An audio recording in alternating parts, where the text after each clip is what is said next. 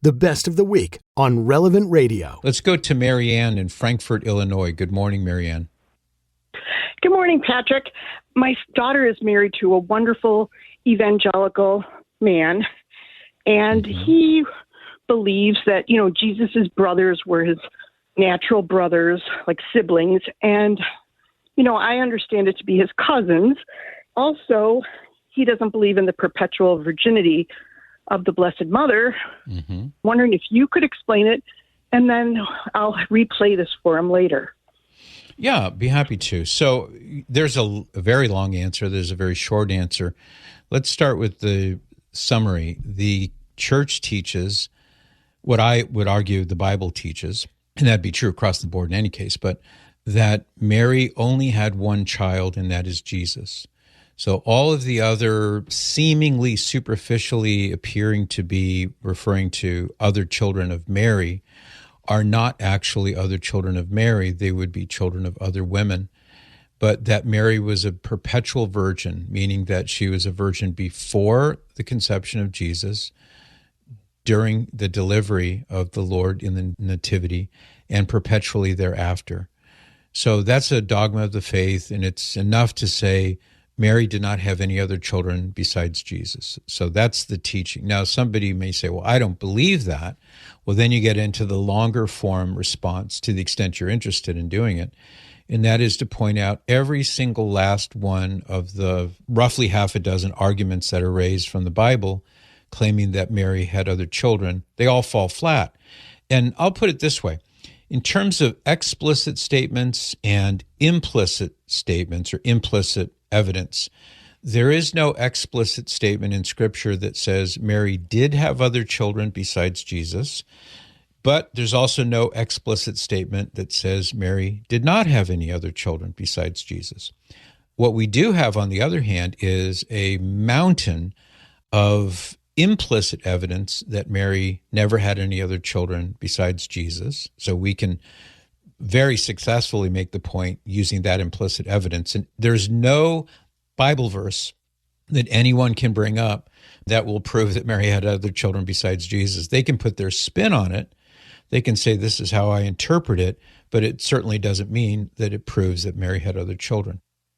And then, in addition to that, you can demonstrate the universal quality of the belief in the early church of Mary's perpetual virginity.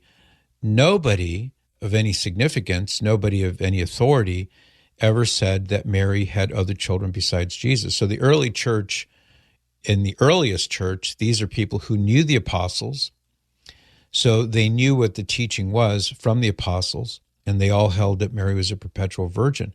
It wasn't until you get to the middle of the 4th century, at least in terms of what's extant that we know about, did somebody rise up and say, well, I think Mary had other children besides Jesus, because look here, it says in Matthew chapter 1 that St. Joseph did not know her until she brought forth her firstborn son.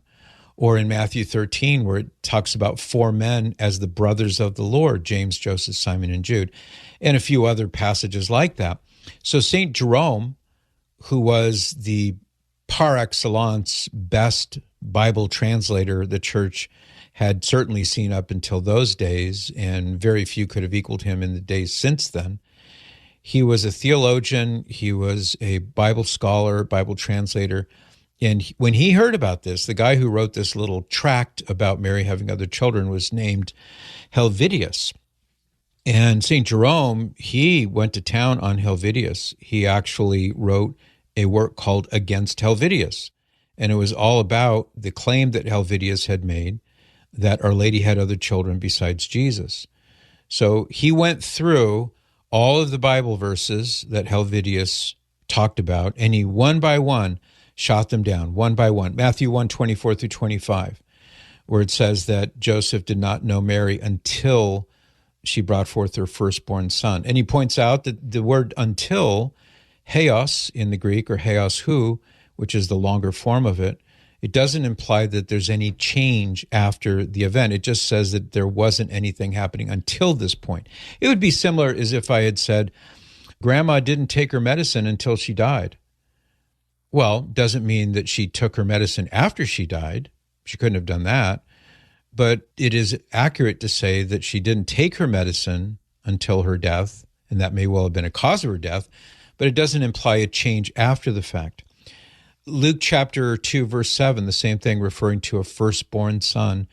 If you had only one son, one child, that would be your firstborn. It's still a viable title. It's still a title, in the case of Jesus, involving his paternal legitimacy.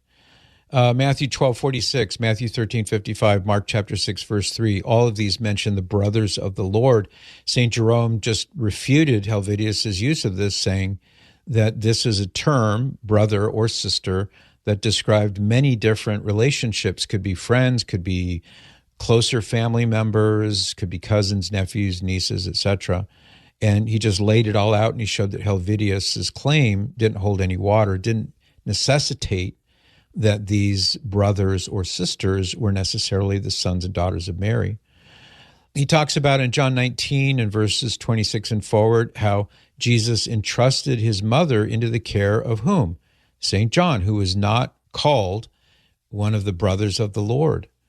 So if Mary had had other children, it would have been very unusual, not to say highly unlikely, that Jesus would have done this had he had other brothers that were sons of Mary. He talks about how all of these different conclusions that Helvidius was drawing are also contrary to the received and understood teaching through sacred tradition.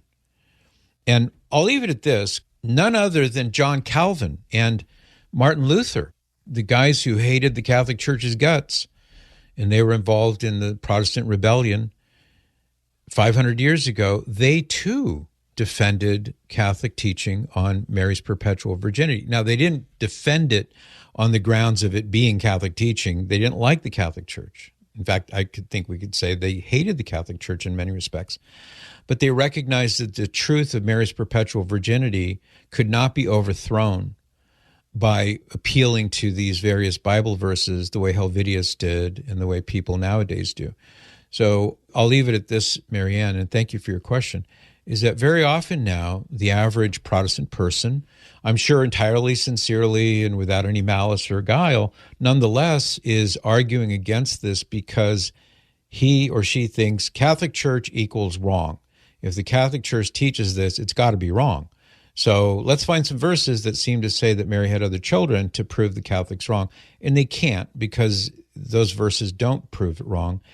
And how odd it is that these modern-day evangelicals and other forms of Protestantism, that they don't even realize that the two men that they look to, and not just Martin Luther and John Calvin, but other significant figures of the Reformation, they don't even realize that those guys would also reject their view that Mary had other children besides Jesus. How odd it is that they have drifted so far away even from those truths that were held, at least those truths anyway, by Luther and Calvin. You can join me by listening to The Patrick Madrid Show on the Relevant Radio app, live each weekday at 8 to 11 a.m. And thanks for listening.